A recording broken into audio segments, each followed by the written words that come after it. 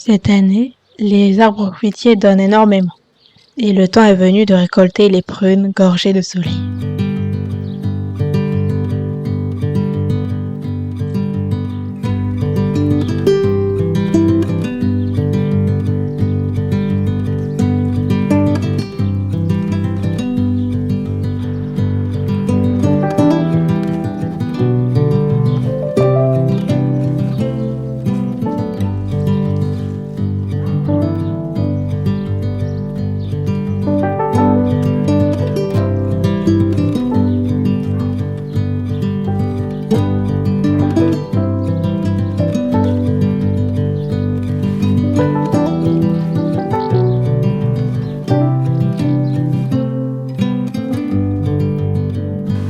Cela faisait un petit moment que j'avais envie de me coudre un pyjama, et après un temps de réflexion quant à la manière de le coudre, à la confection du patron et à la recherche du tissu, je m'y suis mise.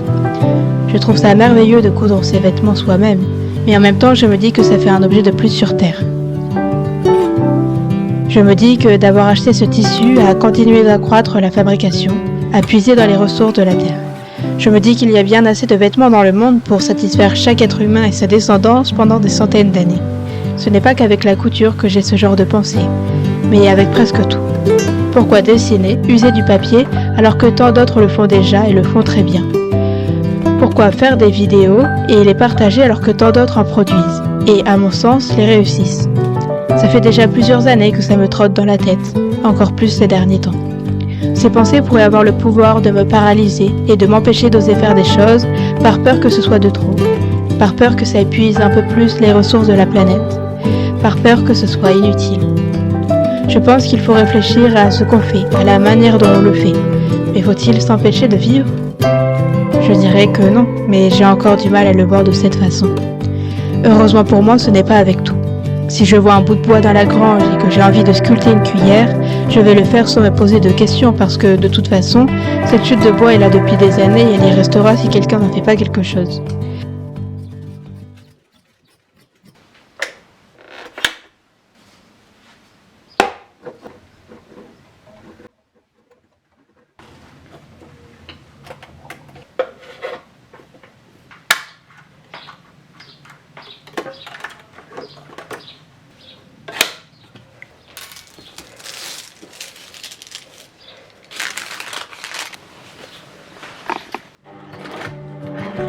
C'est le genre de choses qui me crée une légère forme d'anxiété au quotidien, parmi les autres choses qui me rendent anxieuse. Mais ce n'est pas seulement la peur de coudre un nouveau vêtement, c'est plus profond.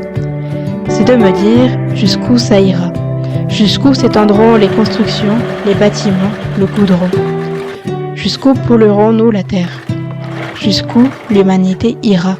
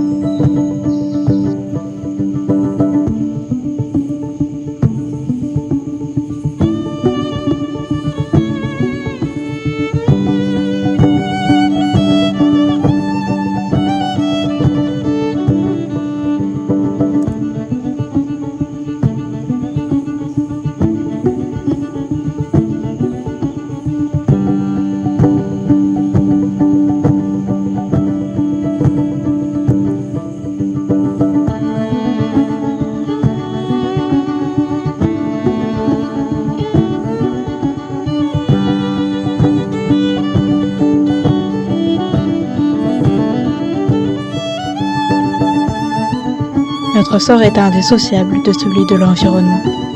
Arrêtons de nous croire au-dessus ou au dehors.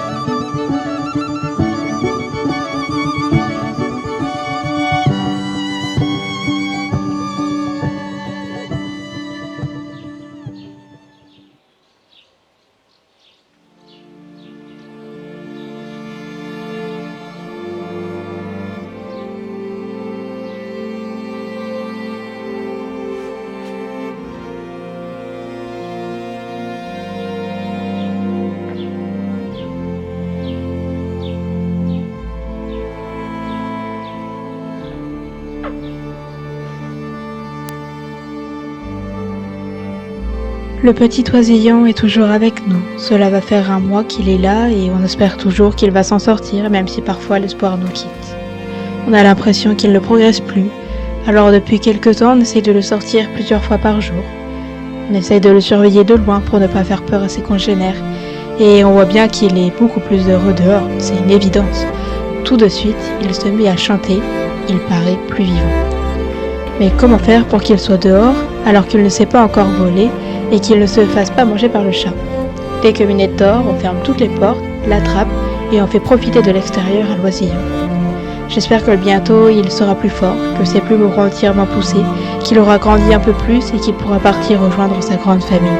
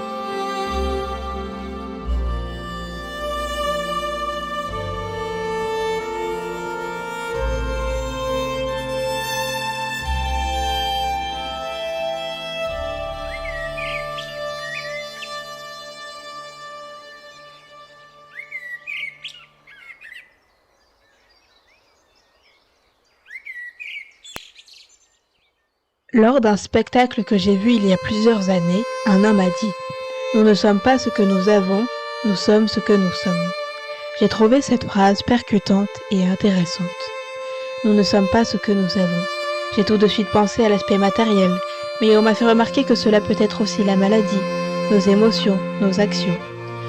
Notre réaction quotidienne à notre environnement n'est pas notre définition, mais juste la somme d'expériences vécues qui peu à peu nous a façonnés et poussés à agir comme on le fait. La deuxième partie de la phrase, « Nous sommes ce que nous sommes », pousse à la réflexion. Qui es-tu, toi, sans tes peurs, sans ton jugement, sans tes pensées intrusives? Qui es-tu, au fond? Là est la question à se poser. Mais je pense qu'il faudrait le temps de plusieurs vies pour y répondre. Nous sommes tout et rien à la fois. Nous sommes des êtres complexes aux multiples facettes.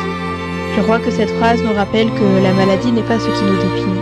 La colère n'est pas ce qui nous caractérise, ou encore nos paroles ne sont pas toujours nos pensées. Et alors qui sommes-nous? Des êtres vides comme une coquille? Non, je ne pense pas. Cependant, je pense qu'on a trop tendance à se limiter, à se catégoriser. Et si on pouvait juste vivre, enfin vivre, sans se ranger dans des cases.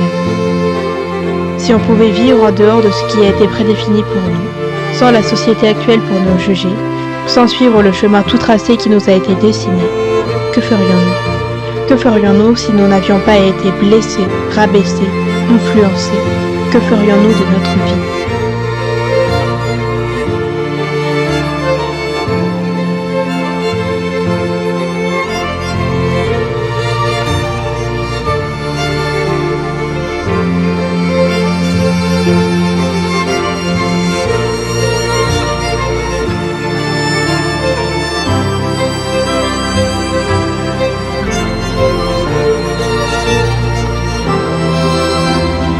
Que voulons-nous faire de cette unique, précieuse et merveilleuse vie?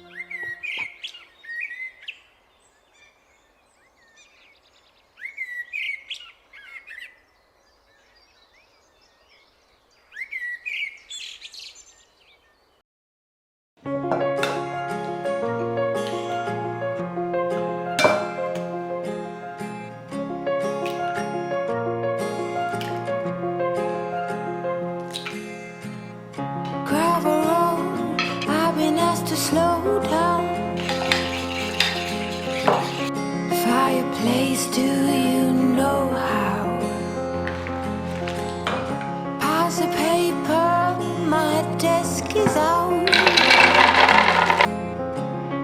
Who will care for the world out? Rest with me, close the curtain. Brew some herbal tea. Reach out for me. Take my hand and lead even when I disagree. Oh, how I love when it rains outside. And it's okay to slow the ride. Books I forget about, but who cares for the world now?